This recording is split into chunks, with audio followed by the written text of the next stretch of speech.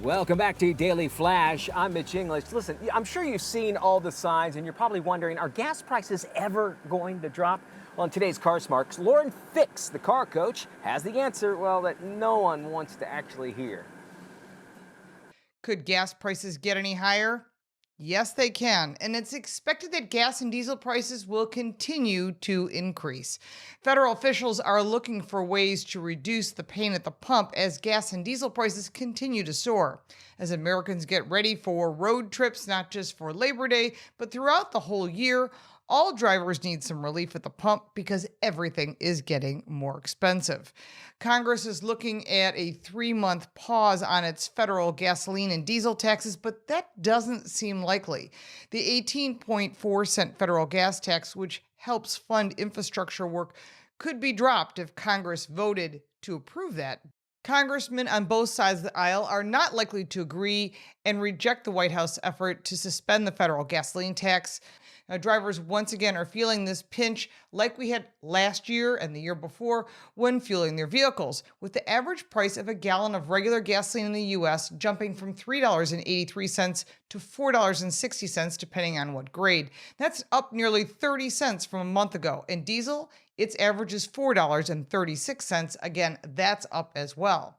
Even though prices are climbing everywhere, the steepest increases are in the Midwest states, which have seen their average gas prices rise between 18 cents and to 25 cents, according to AAA. To be clear, gas prices today are nowhere near the high they were in June of 2022.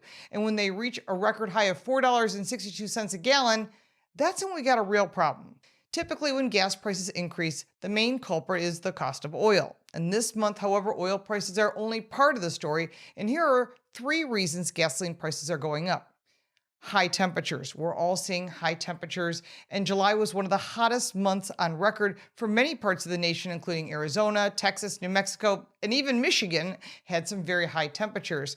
Phoenix, for example, had a record-breaking 31 straight days at 110 degrees during the day. Such high temperatures meant oil refineries had to reduce their output, as many of them could only operate at temperatures between 32 and 95 degrees. And the reduced output sent gas prices higher, and this is all according to Andrew Gross of AAA.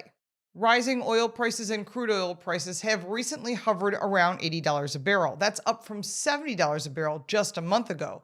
And when global oil prices climb, gas prices typically follow suit. Oil prices are climbing in part because Russia, the world's 3rd biggest oil producer, decided last month to cut production starting in August. And yes, we're still getting oil from Russia, but OPEC has also decided to reduce oil production.